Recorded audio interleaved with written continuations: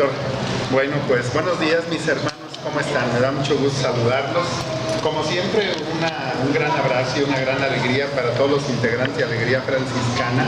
Para nosotros es un orgullo cada vez que vienen, porque quienes escuchamos la radio se percibe esa gran alegría y esa unidad que hay entre ustedes.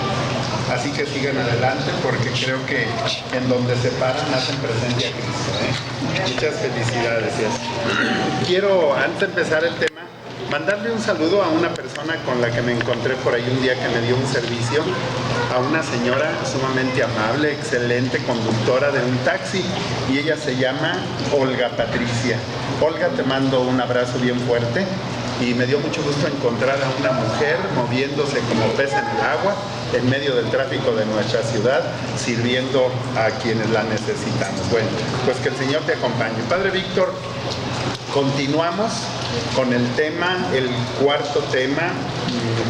tercer tema del tercer bloque del retiro de evangelización querigmática. Y este tema se llama Orando siempre en el Espíritu. Yo quiero invitarlos, mis hermanos, bueno, pues ya que aquí nos están haciendo favor de grabar las participaciones, para ustedes que no se han dado cuenta, busquen en Facebook, en Pescar Contracorriente, en YouTube, también en YouTube, Pescar Contracorriente. Se están presentando los temas que estamos tratando, lo que les estoy dando sobre el retiro de querigma. Esperamos que esto sirva sobre todo para los equipos de evangelización parroquiales, porque sí hace falta tener criterios bien definidos para que el retiro cumpla su cometido. Muy bien. El tema del día de hoy, para quienes están, y sé que muchos de ustedes toman nota mientras estoy escribiendo, el día de hoy está saturado de citas bíblicas, algunas citas del Documento de Puebla, algunas citas del Papa Juan Pablo II. Entonces, pues yo les invito a que pongan su CD, pónganlo a que se grabe el programa, y yo creo que después lo pueden escuchar con mucho más atención. Les invito a que estén atentos. Miren, siempre que se habla de oración, como que da la impresión de que es algo aburrido, es algo tedioso, sobre todo para quienes no han tenido una experiencia de fe. Ahorita que el doctor Mosqueda al inicio de su participación hablaba de San Ignacio de Loyola, con ese temperamento colérico que era característico en él, para poder manejar la congregación de Jesús, para poder hacer de esta congregación de jesuitas algo parecido a un regimiento militar. Bueno, pues él lo consiguió gracias a esa cercanía con Cristo a través de la oración. Si no hay en nuestra vida oración, entonces nosotros estamos sumamente dispersos. Tal parece que aquellas premisas, aquellos pensamientos que hubo cuando la Segunda Guerra Mundial, que se aseguraba a través de los comunistas que todas las horas dedicadas a la oración eran tiempos perdidos, eran tiempos muertos. Bueno, pues tal parece que todavía hasta nuestros días permea este pensamiento. Y una persona que no tiene vida de oración es una persona que está vacía espiritualmente, porque no ha encontrado el mejor medio de entrar en comunión con Dios. El mismo doctor Mosqueda nos decía hace rato que algo que caracteriza a los ejercicios ignacianos, yo lo sé, confirmo lo que les dice, les caracteriza estos ejercicios, los espacios de mucho silencio, porque está uno en oración, en diálogo con Dios. Entonces este tema para algunos podrá parecer árido, y sin embargo es uno de los temas más importantes del tercer bloque de la evangelización querigmática. Repito el nombre del tema: orando siempre en el Espíritu. Voy a ir citando literal, textualmente, los espacios que la Sagrada Escritura nos ofrece para comprender y adentrarnos en lo que es la oración. Empiezo citando la carta de Pablo a los Efesios en el capítulo 6, verso 18. con toda clase de oración y súplica, orando en toda ocasión en el Espíritu, velando juntos con perseverancia e intercediendo por todos. Esto es, orando siempre en el Espíritu, con toda clase de oración y súplica, orando en toda ocasión en el Espíritu y velando juntos con perseverancia e intercediendo por todos. Si nosotros, en vez de caer en la crítica, en los juicios, utilizáramos la oración como un medio para mejorar nuestras relaciones con los demás, ahorita el doctor Mosqueda, otra vez lo voy a mencionar, nos decía cómo hay personas que no saben cuidar su pudor y ya hablan de todo sin siquiera conectar el cerebro y dicen cosas que a nadie le interesan y que nos enteramos los demás cuando ni ganas tenemos. Yo cuando de repente me conecto en el Facebook y me encuentro con mis contactos, con mis amigos y sale la carita deprimida, fulanita se siente desanimada y a mí qué chiflados me interesa. Pues ponte a trabajar en una virtud para que ese desánimo desaparezca. Pero lo publico, ay, para que todos sepan que me quiero morir. Pues muérete, pero no lo publiques. ¿Sí? Te hace falta oración, contacto con Cristo. Cito a la carta de Judas en su versículo 20. Manténganse en el amor de Dios, edificándose sobre su santísima fe y orando en el Espíritu. Cito la carta de Pablo a los Romanos, capítulo 8, versos del 26 al 27. El Espíritu viene en ayuda de nuestra debilidad. Escuchen, por favor. El Espíritu viene en ayuda de nuestra debilidad, porque no sabemos orar como conviene. Pero el Espíritu mismo intercede por nosotros con gemidos inexpresables, y Él, que penetra los corazones, sabe cuál es la intención del Espíritu y que su intercesión en favor de los santos es según Dios. Muchas veces no sabemos qué decirle a Dios, no sabemos cómo hablarle. A Dios tenemos que encontrarlo en el silencio, en la escucha, y cuando ya escuchamos, nuestra relación con Dios debe de ser como cuando estamos con un amigo, sin vueltas, sin rodeos, de manera sencilla, directa. Miren, viene a mi mente una vez en la capilla de un templo precioso en el que Dios me permitió colaborar durante casi 5 años en Guadalajara, que es el templo de Cristo Sacerdote. En esa capilla hermosa, un día, yo tendría unos 7, 8 meses de estar colaborando ahí. Llegaba yo en las tardes y siempre llegaba a estarme un rato ante el Santísimo y me encontraba algunas personas y me llamaba la atención. Bueno, siempre cuando yo llegaba, todos los días iba, siempre me encontraba una señora así como muy encopetada, así cuando se usaba el crepé, algunas mujeres me entenderán, cuando se levantaban el pelo así parecían la esposa de, ¿cómo se llama este que es de las caricaturas? El de los Simpson, sí, así con un copete así muy, muy alto, y me llamaba la atención aquella señora porque siempre estaba muy propia, muy sentada, y yo decía, esta mujer es una mujer de oración. Todos los días que vengo está aquí y yo me subo a dar mis clases aquí a la pastoral y ella se queda. Y un día, mientras yo estaba y un momento en oración, de repente la mujer se levantó y muy modosita, así como una muñequita, vino y se sentó junto a mí. Dije, Ave María Purísima.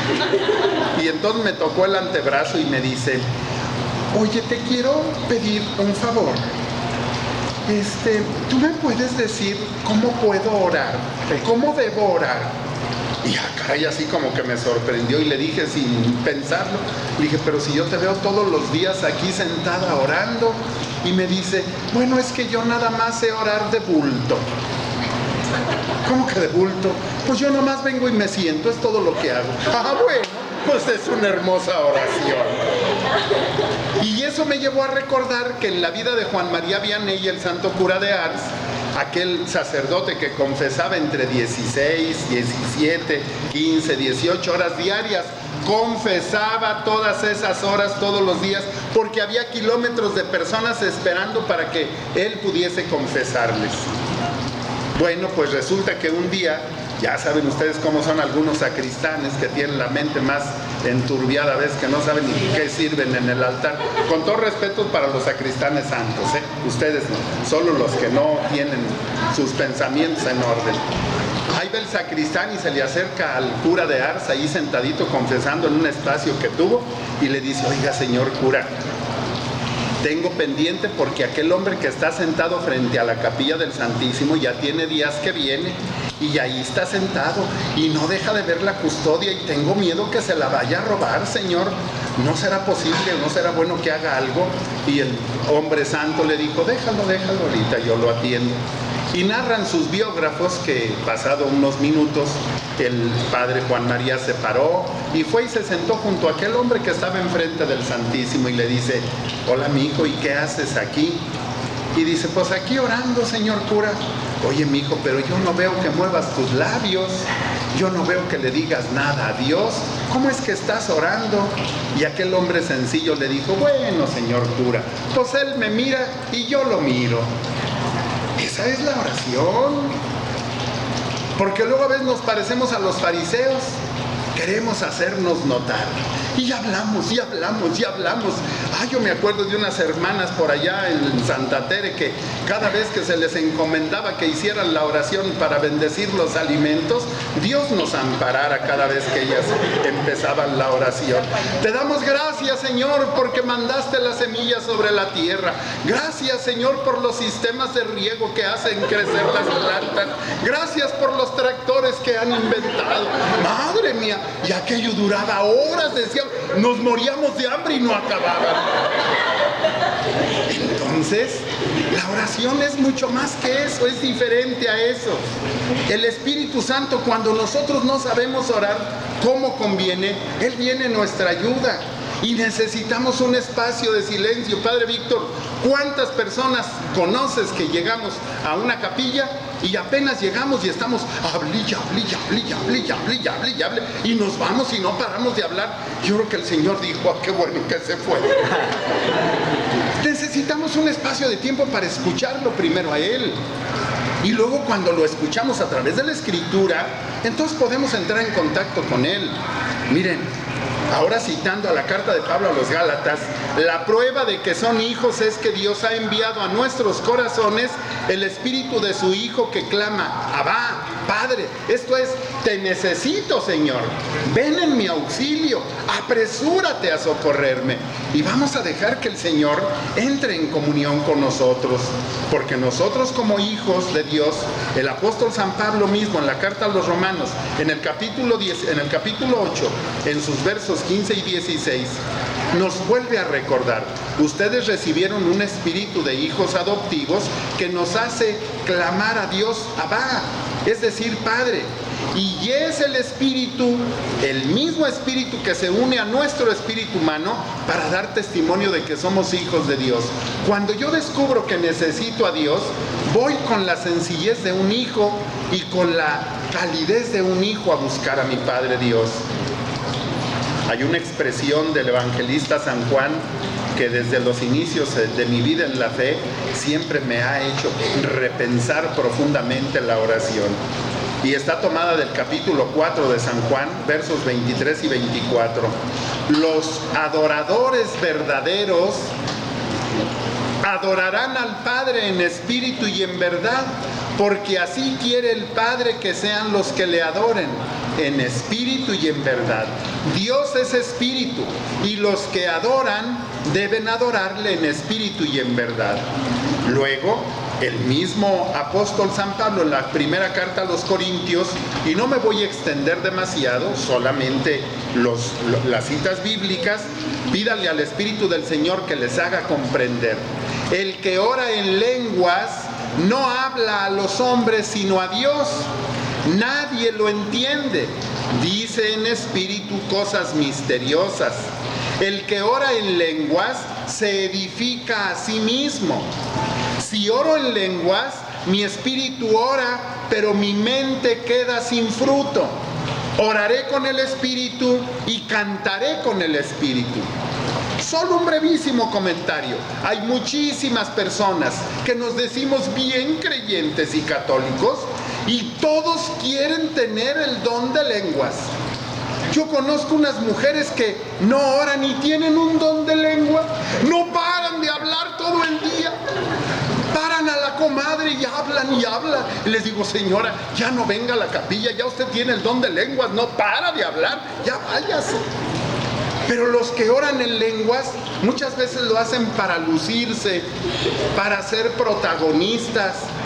Luego se van y se arrodillan junto a alguien que hasta ni conocen conscientemente y empiezan a orar en lenguas, o los que ni siquiera tienen el don empiezan a balbucear sonidos raros y la gente sencilla que está junto a ellos dicen, ¡ay, bajo un ángel! ¡Madre mía! Y escandalizan, asustan. Entonces la oración en lenguas debe de hacerse, dice Pablo en otro texto, debe de hacerse en silencio para no escandalizar. Y en este texto de la primera a los Corintios dice, el que ora en lenguas solo se edifica a sí mismo. Por eso en otro momento dirá, que nadie ore en lenguas si no hay quien interprete, porque si no se va a escandalizar a la comunidad.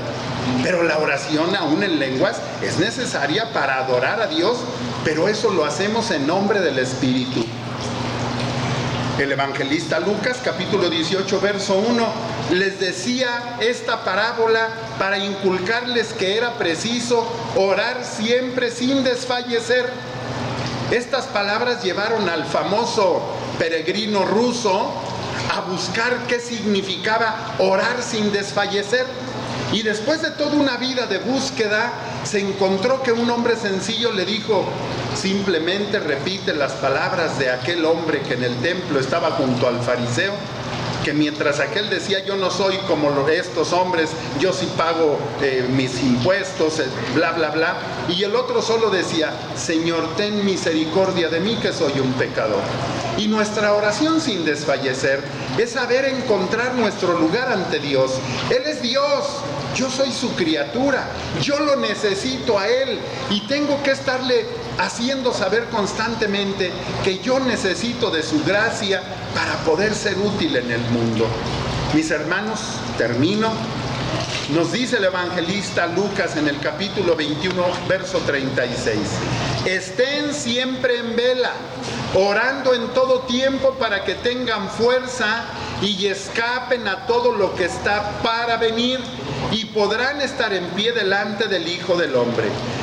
Pero si tú que me escuchas, te dices gente de iglesia, te das a la tarea de evangelizar en un equipo de evangelización en una parroquia y llegas a evangelizar sin siquiera haber dedicado unas horas a tu oración, entonces yo te pregunto, ¿de qué vas a hablar? ¿Qué le vas a dar a la gente? Ora en todo tiempo, mantente en vela, atento, para que tengas la fuerza del Espíritu y puedas ser un instrumento en las manos de Cristo con poder para que puedas tocar el corazón de tus hermanos. Que